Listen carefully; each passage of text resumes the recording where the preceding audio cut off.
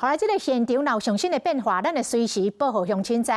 继续来到宜兰县，透早6点外，透大风落大雨，宜兰是正常上班上课，家长送囡仔去学校是真无方便，嘛引发着部分的网友的不满。伫个社群媒体痛骂这个代理县长林茂生，林茂生回应讲，宜兰县虽然无达到法定停班停课的标准，但是各学校机关也是会当看风雨交通的状况来决定是不是要停班停课。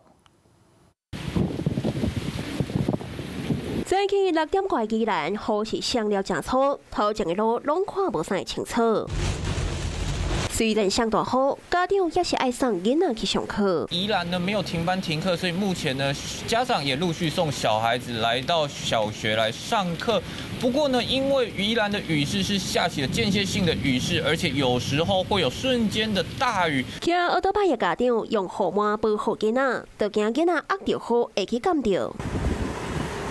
宜兰南丰二的南安国小学校伫半山腰，风是真透。家长无奈送囡仔去上课，心内是叫苦连天。很危险，很危险哦。对，刚刚又骑山路这样子嘛，对不对？对啊，照这种风势，对啊，我是希望可以停。大雨是上加，互一寡宜兰的网友气愤落命，伫网络上痛骂宜兰的代理县长，现在不爱规矩停班停课。身躯拢澹落落，是要安怎专心读册？我要读册，我头那也在多啊。比较大而已，应该要休假，是不至于啦。像这种雨，但是停比较好。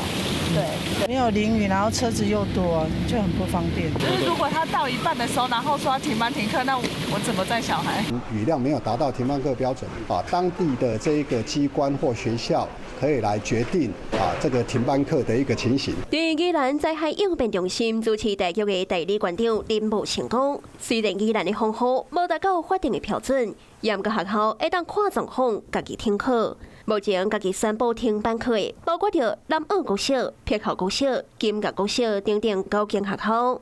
大雨一阵一阵，也是担厝避风太较安全。Hello， 大家好，我是林文。想要抢先掌握最及时的新闻资讯吗？赶快订阅、按赞、开启小铃铛，锁定华视新闻的 YouTube 频道。